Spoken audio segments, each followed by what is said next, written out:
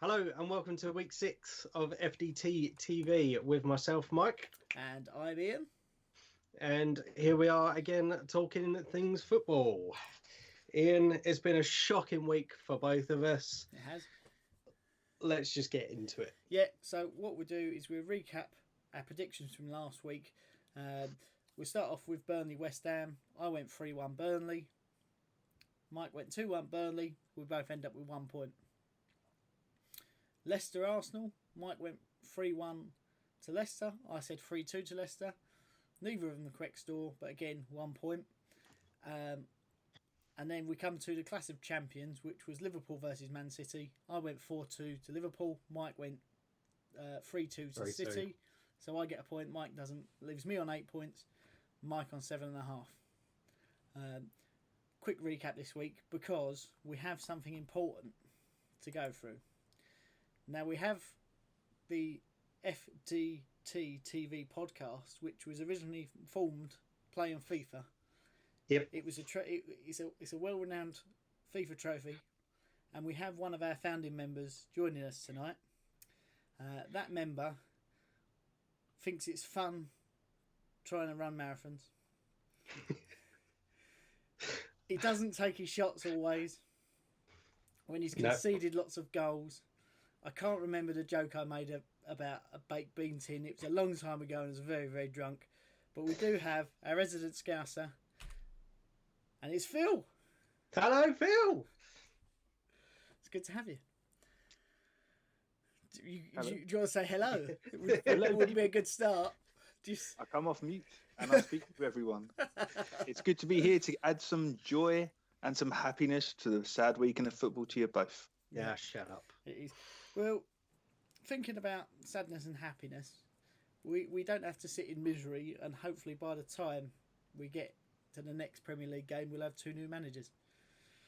Fingers crossed. Fingers crossed. But we've got the international break coming up, so we've got some games to predict there.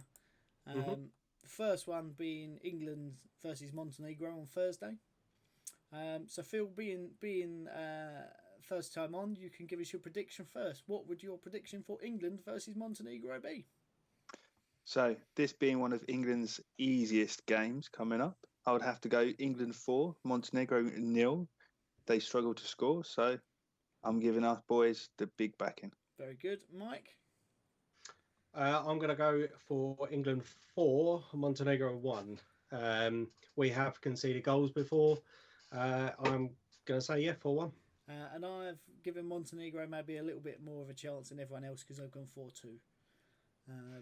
So after we've celebrated that happy victory, we move on a couple of days to Sunday, where we have Kosovo versus England. So we were away at Kosovo. Should we go in reverse order? I'll go first. Yeah, go for it. I think this is a game where we could score a lot and maybe keep a clean sheet. So I've gone 7-0. Wow. That's extremely optimistic. Mate, I'm confident. They've got to score some goals because West Ham don't. But yeah, that's about it. So, Mike, what's your prediction for this game? They took us by surprise last time. I don't think that we will suffer falls lightly this time. I still think we'll concede, so I'm going to go 4-1. 4-1. And Phil? For me, I think they bullied us a bit last time, got a couple of good goals, and I think they'll try and do the same this time. So I'm going a bit closer and going 3-2 to England. Very good. Can I just ask a quick opinion before we move on? Who do you think is going to start up front for England? Is it going to be Tammy Abraham or is it going to be Harry Kane? Phil, you go first. I'm going to go Kane just because everybody loves him in the England squad. Even though he hasn't been performing well, I think they're going to stick to the standard format and just stick with good old Harry. I disagree. I think Tammy Abraham's form is something that can't be ignored. Yep. Harry Kane has been or not been firing recently. I don't think you can start with anyone other than Tammy Abraham. No. His interesting fact is Tammy Abrahams has now scored the same amount of goals as Marcus Rashford has in the Premier League in a single season, and we're only not halfway through. 11 games in. Yeah. 12. 12 games in. Either way, he's smashing it, and I think he deserves a start with that form. Equally, at the back, we've got some problems. Jordan Pickford's not had the best of times as this year so far. No. So who do you go with in goal? Phil. I would quite easy. I think you should put Pope in goal. He's an incredible young goalkeeper. Safe hands with him. Very true. But didn't he only get like a half or something in the last set of internationals? He did. He does. He's very underrated and doesn't get the time he deserves. I personally think he's much more consistent than Pickford is. Much more. He's a lot taller as well. Well, I think that it will be purely on the basis that they'll probably go with a similar backline than what they've done, and the only way to do that is to keep the back members the same. Personally, I don't think he'll be dropped. I think it may, depending on the result of the Montenegro game. Yep. Then there may be a call for change, but I don't think there'll be any change beforehand. So here's a question for you both. Do you think then if we do absolutely smash Montenegro, he'll try a few different things in Kosovo? Yeah. No, I think he will. I think they've got to look at playing. They seem to play, a lot of players play differently for England than they do for their own clubs. One of those being Declan Rice. Has seemed very nervy for England. Yeah, he's our best player. All right, he's not been playing well, and I would say on recent form he shouldn't be in the squad. But we like to see him in there. Same Raheem Sterling. He's got better, but certainly in the World Cup, was it the World Cup or Euros last? I can't remember. Whatever, it was World Cup, wasn't it? Yep. In the summer. Yeah, Euros. Yeah.